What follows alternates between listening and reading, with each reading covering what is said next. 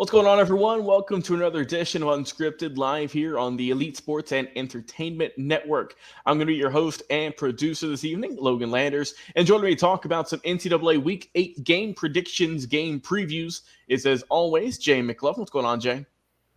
Hey, I'm doing well. I just wanted to say one quick stat since I got Stat Guy on here. Yo, do you realize that last night Jose Altuve became the number 2 guy in all of Major League Baseball history and post home runs? Can anybody tell me who number 1 is? Don't worry about it. I'll tell you. It's Manny Ramirez.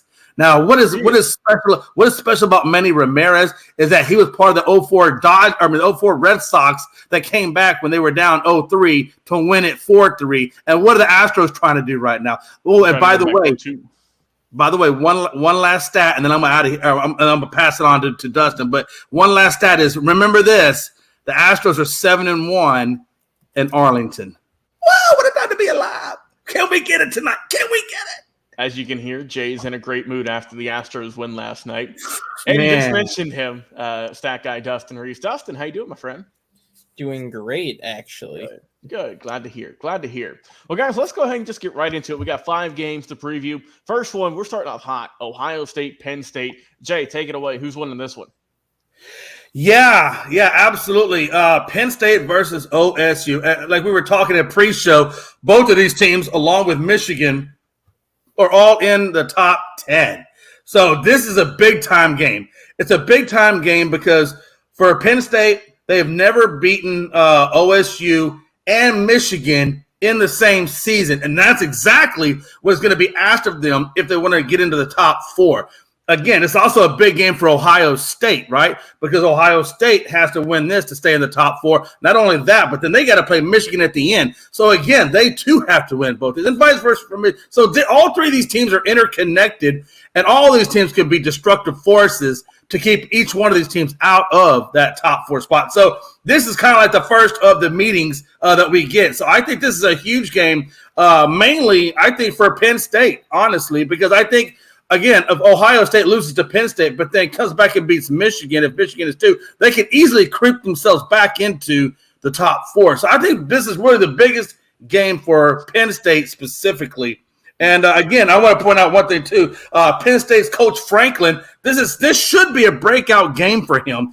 Franklin is 1-8 versus Ohio and 3-6 versus Michigan. So again, if he can beat Ohio and Michigan in the same season, that would be the first time he's ever done it in his tenure at Penn State. So again, you look at the battle of the quarterbacks. It's pretty even, almost. Truthfully, Allaire does have a little bit less yardage than McCord does, only by maybe like 300 or so. But he has one more touchdown, and in Ohio, McCord also does have the 1 interception. But roughly, these guys are fairly similar.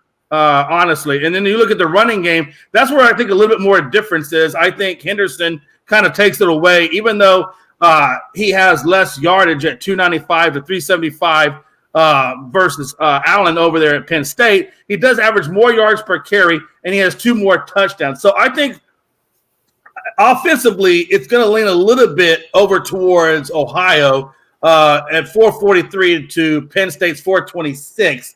So, but where it comes in for Penn State, and what I think Penn State has to do is keep doing what they've been doing, which is playing great defense. They've given up 193 to 263 of OSU. So, when you look at the teams that they played, right, Purdue, Maryland, Notre Dame, and then I think it was at Western Kentucky, and then some other crazy YSU team that nobody really cares about. For Ohio, the only team that they've really played at this point is Notre Dame, and they did get the win at 17 to 14, but only by a field goal, honestly.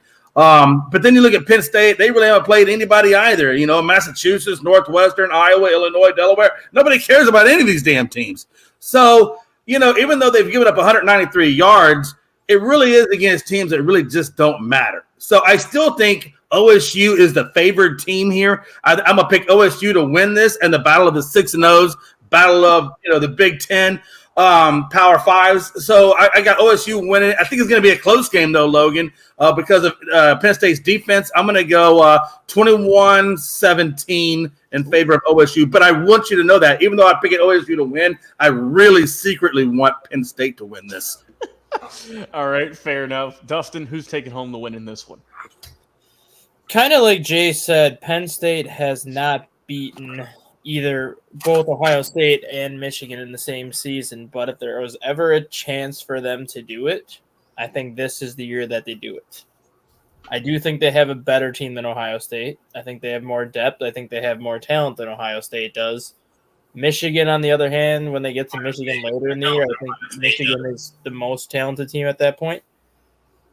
The key in this is going to be the battle of the quarterbacks, where you have Drew Allard, who's pretty much been as good as advertised for Penn State. That's kind of the one element that Penn State really has not had since James Franklin has been there. They've had always a great defense. They've always had a great running game. They've always had good wide receivers, but they've never had really that game-changing quarterback that can really make a difference. And Drew Allard has kind of shown that he's that game-changing quarterback. And then on the Ohio State side of things, Kyle McCord is not Justin Fields. Kyle McCord is not C.J. Stroud. His style of play is completely different than what Ohio State is accustomed to, and that's a big reason why Ohio State has struggled a lot offensively so far this year. They don't have the explosive plays they used to have. They don't have that game-changing quarterback that they've been so accustomed to the past 4 years, and this is not the same Ohio State programs that we've seen in the past. I think Penn State's going to win this game. I think Penn State wins 37-30, but I would not be surprised to see Michigan beat Penn State later in the year, and I wouldn't be surprised to see Ohio State beat Michigan, where you're going to have 3 teams in that Big Ten East with 1 loss, and then it's going to come down to the tiebreakers, but I like Penn State in this one, 37-30. All right, Dustin, I'm going to echo off of you, my friend. I'm going to go Penn State going to win this one. Close game. I have this one going Penn State 31, Ohio State 28. I just think Penn State has a lot of momentum right now. Like you mentioned, they haven't played a whole lot and really had a tough schedule outside of Iowa as their only really ranked opponent. But they've looked very good in those games, and that's what teams who are in the top 10 should do. I mean, they whooped up Massachusetts the other week, 63-0. They put up a lot of points against a lot of teams who they should be putting up points against. And it's going to be tougher, obviously. We mentioned Ohio State. They've got some great players in McCord, obviously Marvin Harrison Jr., but I'm going to go with the Penn State Nittany Lions getting to win this one once again, 31-28. Close ball game for me. We'll see what happens on Saturday. Up next, Washington, Arizona State. Dustin, I'll let you start things off with this one. How's Michael Penix going to fare against the Arizona State in their team? I think it's going to be another same old day for him. We're 6 games into the season for Washington. He's thrown for 300 yards or more in all 6 games. He continues to throw his 71% completion percentage, does not turn the ball over, throws a ton of touchdowns every single week. And last week against Oregon was, a lot of people said it was a Heisman moment for him because it kind of pulled him closer to Caleb Williams, and like I've said before, I still think he's the favorite in my book. But I even marked last week's win against Oregon as a career moment for Michael Penix. That was the first time in his career where you can honestly say he was the difference. He was the reason why they won that game. Granted, Oregon's coach made it a little bit easier for him, but he still had to come through and make the throws that he made in that final 2 minutes. And when we did our film study on him earlier this week, the throws that he made on that last drive to basically give Washington that game-winning touchdown, that was his career moment. That was the time that he put himself on the map and said, I'm here. I'm just as good as some of these other quarterbacks, and people need to start talking about me more. I expect another 4 or 5 touchdown performance from him. I expect 300 yards, 70% completion percentage, and I think Washington's just going to win going away. I think it's going to be 49-21. All right. Jay, do you have a similar result? Yeah, let's be honest. Again, this is number 5, Washington versus Arizona State Sun Devils.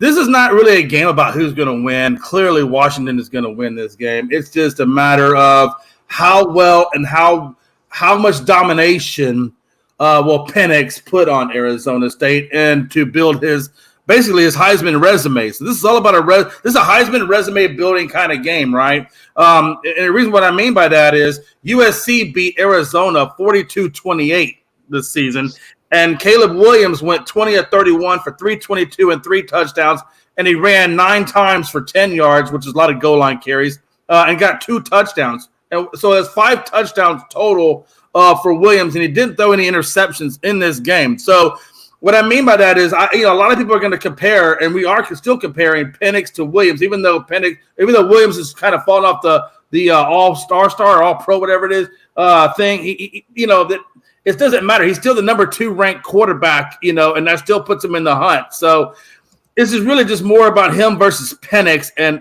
I think this Penix needs to come out, and he has to score at least 5 touchdowns or more to keep stride with what Williams is doing, and that's really where I see this more or less playing out. Now, if you want to break down the numbers, Washington's got 543 yards, 200-yard difference from ASU's 343, and then of course yards allowed. Now ASU has given up less at 339 to 394, but again, nobody in their right mind.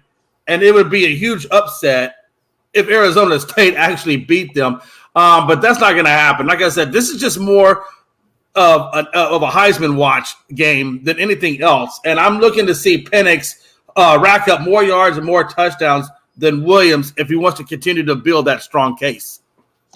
Yeah, so this one, I think we're all in unison here with Washington getting the win in this one. And Jay, you brought up good stats, how Washington is gaining 200 more yards per game than Arizona State. But you did also mention that the defense for Arizona State isn't that bad. They're only allowing, like you said, a decent amount. But when you looked at the 2 top teams they've played, Arizona State being this year, Caleb Williams, he got 322 yards. And then Colorado, Shadir Sanders had 239. Michael Penix, I think that he'll obviously be on more par with the Williams factor there. I think maybe he can go maybe for 350. We'll see how he's feeling, but I think it's just going to be another Michael Penix masterclass. It should be if he wants to kind of remain on top of the Heisman vote, where I think all of us are having him at the moment. 8 weeks in, he definitely has to have another strong performance against a team who has struggled this year. So I'm going to go with Washington getting the big win in this one, 45-17. I'll give Arizona State a few points here, make them feel a little better about themselves after a little bit of a tough year. I think they're 1-6. All right, USC and Utah. This should be a pretty good matchup, guys. Jay, I'll let you start things off. Yeah, absolutely. So this is the other half of the Heisman watch, right? Mm-hmm. You got number 18 USC versus number 14 Utah. Both of them have lost a game. I think USC's 6-1, Utah's 5-1. This is a little bit more of a competitive game than what Penix is going to be going through this week. So I guess Williams has the competitive edge this week if you look at it from that standpoint. Williams needs to have a dominating game. If he wants to get back into serious conversations, not only for number 1 quarterback taken in the NFL draft or Heisman watch, both of those are important for him. He has the talent. We all know he has the talent. Logan, Dustin, we've all said the talent is probably what's going to keep him getting number 1. However, for him to get the Heisman, this is a really important game for him. Because we all know he looked really terrible on his last outing. So he really needs, I think was it Notre Dame? I think was his last outing. Logan, am I correct? Yeah, you're so right. He didn't look very good on his last outing. So he really needs a bounce back week against Utah to get him back in those conversations. Johnson, not a very he doesn't have a whole lot of yardage, let's put it that way. He's only got 72 attempts, 39 completion for 499 passing, 3 touchdowns, but he doesn't have any turnovers, which is a damn good thing because Williams does have turnovers, and that is a one downside to him a little bit. He's got a lot of yardage, definitely over 2,000, got a lot of touchdowns at 23, but he does have those 4 turnovers, much of them which came against Notre Dame in tougher competition. So Utah very well could put that on him. Why do you ask? Because I think they've given up, even though they've given up 397, they do play the pass pretty well. So, and that's kind of where USC is. USC's only given up 277. So USC does have a little bit better defense. But when you look at total yardage, Utah has that over them at 491. Oh, excuse me. USC has it 491 over 322. I had those inverted. I have my numbers inverted. It was 277 allowed on the defense of Utah. So I think Utah just has to put a lot of pressure on Caleb Williams. That's the end of the day. That's what they got to do. They got to keep him uncomfortable, keep him running out of the pocket, because don't let him get in that systematic mode of Lincoln Riley. And I think Utah can actually put up an upset over USC. I say it's an upset because of Caleb Williams and what he brings to the table. So, yeah, it's a big game for Caleb Williams, so Logan and Dustin. At the other end of that table, if he wants to be considered anything serious, he has to have a bounce-back game against Utah. All All right, Dustin, do you see a similar result? Are the Trojans going to get the win, or will the Utah Utes pull off, as Jay said, kind of an upset, even though they are the better ranked team coming into this? Well, Jay, if Utah wins, this is not going to be an upset. Because if you remember back to last year, Utah beat USC 43-42 in the regular season, then turned right around and beat them 47-14 in the Pac-12 championship game. Utah. I think I was just more or less saying it was an upset for Caleb Williams, not so much for USC as a whole, but just more of an upset for Caleb Williams and his Heisman hopes. It would take a dip for him. I get what you're saying. Go ahead, Dustin. Yeah, Utah is USC's kryptonite. Mm-hmm. They've been that way the last couple of years, and they've actually won 4 of the last 5 games against USC even before Lincoln Riley got there. The main reason for that is they play physical, and they are not afraid to play physical. They play very similar to what Notre Dame did to USC last week. Granted, Caleb Williams did have 8 touchdown passes and 9 total touchdowns in the 2 games against Utah last year. Cam Rising played just as good as Caleb Williams in the 2 games last year and actually had over 100 more passing yards than Caleb Williams in the 2 meetings between the 2 last year, including 481 yards in the Pac-12 championship game. So Cam Rising is very ready for this game, and I believe Cam Rising is back, or he will be back on Saturday, which means he's healthy again. Utah's defense, 1,000,000 times better than USC's defense. Caleb Williams, yes, he might be the more talented quarterback, but Utah is not going to be afraid of USC, and I think Utah is going to win again. I got Utah winning 34-30. For whatever reason, USC cannot solve this Utah team. Yeah, for me, I mean, I don't know, guys. USC is just such a puzzling team because we know that when their offense is clicking, they're obviously, best in college football with the amount of points and yardage that they put up. But my God, that defense is just atrocious. If they had a top 50 defense, let alone, top 200, I think they might be dead last, if not near the bottom. I mean, they would be very, very good, not just, middle of the road at the moment, even though I know they've only lost it 1 game. But still, this team, if they had a better defense, I mean, they would be favorites winning the college football national championship. But that's not the case. That's not the case at all. I mean, last week against Notre Dame put up almost 50 points on their head. And that was a blowout. Who thought that was going to be a blowout game in 2 top 25 teams? I don't know.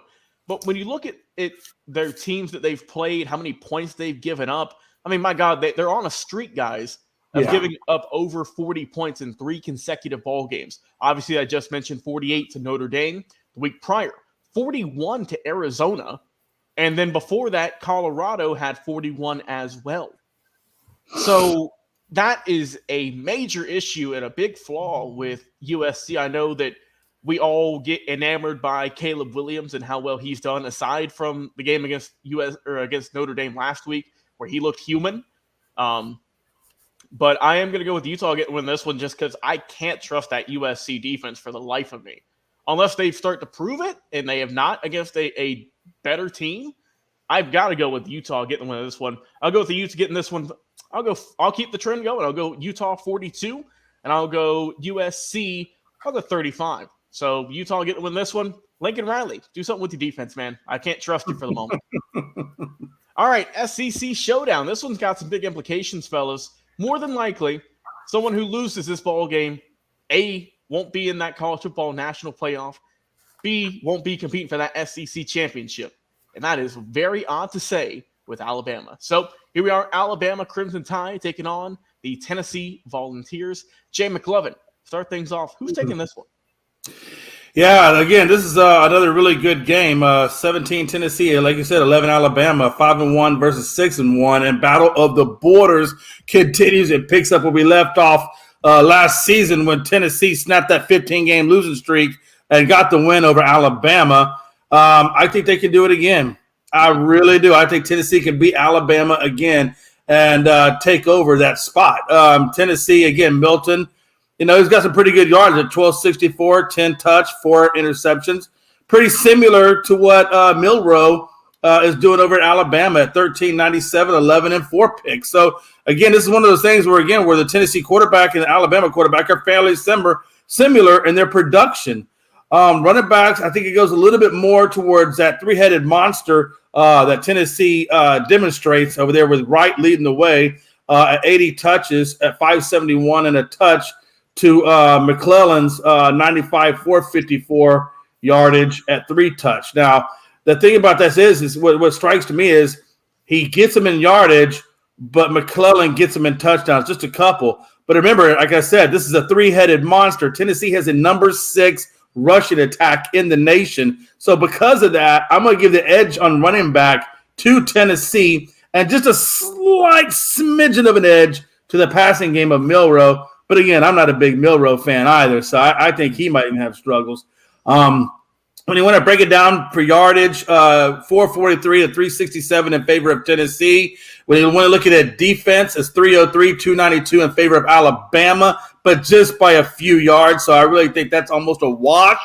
So I think the advantage here goes to Tennessee at 443 to 367 in favor of the offense. And that three-headed monster is a damn beast. When you look at the opponents and who they played, Tennessee has played A&M. They beat them 20-13. And we all know we saw that game as a pretty close game. South Carolina, UTSA, they lost. The only loss came to Florida at 29-16, about a one-possession game or two-possession game there.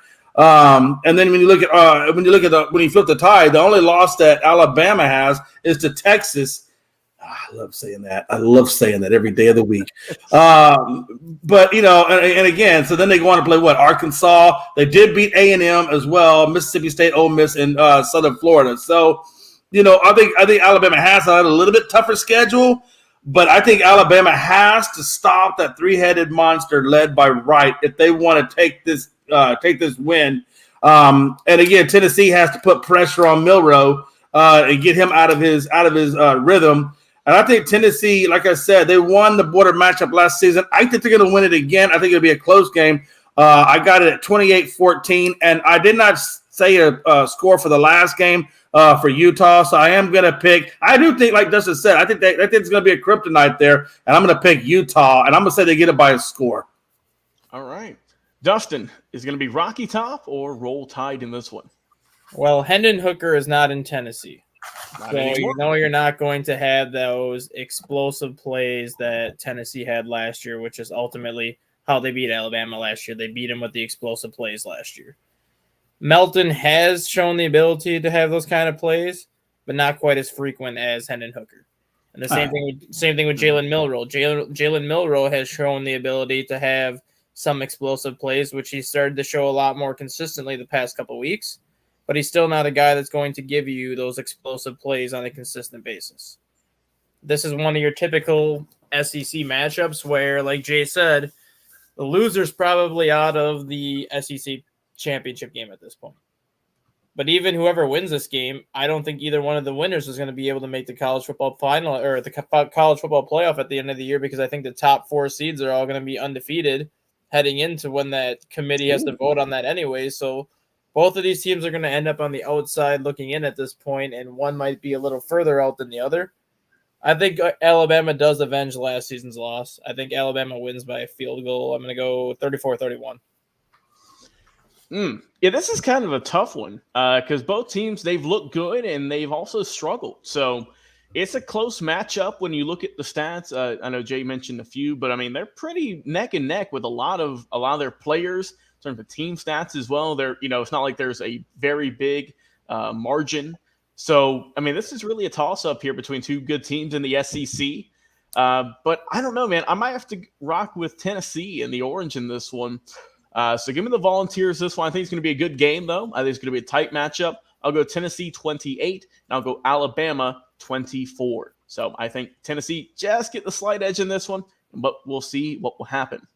And the final game on our docket here, switching over to the ACC, Florida State Seminoles and the Duke Blue Devils. Dustin, start things off, my friend. Who is taking this one? Well, who would have thought that at the beginning of the year that the Duke Blue Devils would be one of the best teams in the ACC and have a shot to make the ACC championship game? Not a soul, probably. Definitely not me. Not me. Yeah, not any of us. Credit Tim Elko for that and the job he's done with that team since he's gotten there. He's in year 2 of his coaching tenure there, and all he's done in his first year and a half there is turn Duke into a legitimate ACC contender, turns Duke's defense into one of the best defenses in the country, and he's starting to recruit some actually very good players that would have typically have not gone to Duke and would have chose Wake Forest, NC State, North Carolina, or some of those other North Carolina schools over Duke, and now they're heading into Duke. Florida State, everybody knew was going to be good heading into the year, and I think a lot of people had them as the favorites to win the ACC this year just because of the talent that they had coming back. Having Jordan Travis back helps, and just the overall defense that Florida State has. The big key in this is obviously the loss of Riley Leonard. Duke does not have their starting quarterback. I don't know if he's going to be back at any point this year or not. I don't know if he's out for the rest of the year. But if Riley Leonard was playing in this game, I think this could be a different outcome. But without Riley Leonard, Jordan Travis is going to be the best player on that field on Saturday. And I think what could have been a 1 or 2 or like a 3-point, 4-point game, I think it's going to be like a double-digit win now for Florida State. I think Florida State wins 27-17. I still think Duke's defense is good enough to keep them in this game for quite a bit of it, but they're just not going to have enough offense to beat Florida State. All right. Jay McLovin, who's taking this one, my friend? Yeah, I'm kind of right there along the side of Stat Guy. You know, you got who would have thought Duke would be 16, ranked 16th right now versus FSU at 4. I'm going to call this. I'm going to label this. Can Duke play spoiler again? Ooh. Because as you know, they beat Clemson at the start of the season 28-7, and it was a pretty convincing win for them. And as you know, they also damn near beat Notre Dame. They lost it by 1 touchdown. It was 21-14 on that one. So again, 2 big teams that they went up against, and they were playing them damn well. Damn well, you know. And then you look at Clemson, it took FSU overtime just to beat them 31-24. And they also beat LSU very convincingly at the beginning of the season at 45-24. And I think at that time, I believe, I think at the time when Duke beat Clemson, they were ranked number 9. So, you know, they've done a lot of things here. Leonard doesn't put up a lot of, yardage. I think he's got 900 yards, barely close to 1,000, 3 touchdowns and 1 pick. They're more of a running team, with Waters at 65 at 426 yards at 9 touchdowns. So they're a little bit more of a running team. Now, FSU does score or does get more yardage, right? Travis has done well. He's only given up 1 interception on almost 1,500 yards. And, you look at Benson at 65 at 463 and 6 touchdowns. That's 3 less touchdowns than Waters had over at Duke. But when you look at the total yardage and you give the competition that FSU has played and the competition that Duke has played, it's 449 in favor of FSU to 388 at Duke. But when you look at the defensive side of life, it's Duke in favor at 298 versus FSU's 362. So with that being said, I think Duke, I'm going to pick them to be the spoiler. Ooh. I am. I'm going to pick Duke to be the damn spoiler. And I think how they do it is Duke has to run the hell out of that ball. Time clock management. And if you can control the clock, and if you can get that defensive pressure on Travis, it's a damn good possibility that I think this game, number one, I think this game is close. I think it goes into overtime. And I think Duke takes it 21-14. All right. I mean, this is going to be a very good game. I was looking around, Dustin, while you and Jay were talking. So they said that Riley Leonard is listed as day-to-day. So he's not out at the moment, but it's still kind of up in the air. More than likely going to be a game-time decision. But I would say, look, man, if I can play, I'm playing in this one. I mean, this is a big matchup here. You got to bring all your big guns out if you can. Because he, like you mentioned, he did suffer that high ankle sprain against Notre Dame. Didn't play last week. But this is a tough one, man. But Florida State, they've looked good this year. They've had a good team. I like Jordan Travis. He's had a very solid season. But man, Duke has just been on a crazy roll. If we equate it to baseball, kind of like the Arizona Diamondbacks, where no one saw this coming, and look where they're at now. A great team, top 25 team. But I don't know, man. I might have to rock with the Seminoles in this one. But I'm with you. I'm with you, Jay. I think it's going to be a close matchup here. Potential overtime, which I'm always looking for on a Saturday night game, 7:30 start. So, but I will go with FSU and the Seminoles getting the W in this one and continuing their good season. Give me Florida State 32 and give me Duke 28. Another close ball game in this one, man, but I'm looking forward to it. All right, well, guys, that's it. That's our final game preview. Jay, any final thoughts? Wrapping up on college football this week here. Yeah, like I said, man, it's going to be a great week of sports, man. Again, you got the continued Heisman watch between Penix and Williams. You got the battle of the borders. You got the battle of can Duke pull off an upset and be spoiler alert. And then you got Penn State, Ohio, man. I mean, there's a lot of good football coming up this weekend. I'm so looking forward to it. And I really, really hope Houston beats the crap out of Texas Rangers and we go up 2-2 so we can actually make this a real series going into Friday's game. So, yeah, it's going to be interesting. Logan, if Houston can get the win tonight or tomorrow night, then we pack our bags, go back to Houston for a much-needed another game. That's it. All right, stat guy Dustin Reese, any final thoughts you have before we get out of here today? If those games were not games of interest, or if those games are not good enough games for you guys to watch, there's a lot of good action on the FCS side of things this weekend. All right, you have 5-1 Montana State going up against 5-1 Sacramento State. Sacramento State was in the Final Four last year for the FCS playoffs, and this is basically a battle for first place in the Big Sky Conference. That's a 9:30 p.m. kickoff on ESPN2. So that actually will be a nationally broadcasted game. And the other big one is two-time defending FCS national champion South Dakota State, sitting at 6-0, sitting at number 1 in the country, taking on 5-1 Southern Illinois at 2:00. And that'll be basically for a tie for first place right now in the Missouri Valley. Obviously, North Dakota State is also undefeated, but they have yet to play South Dakota State. And then you have 5-1 Western Carolina and 5-1 Furman at 1:30. All right, well, there we go. And like I said, of course, got to show some love to the FCS as well there. And like I said, like Stat Guy mentioned, got some good programs out there. Might want to check them out. Okay, Jay McLovin, Dustin Reese, always a pleasure talking college football with you guys each and every single week. I've been your host and producer, Logan Landers. Enjoy your weekend, everyone, and go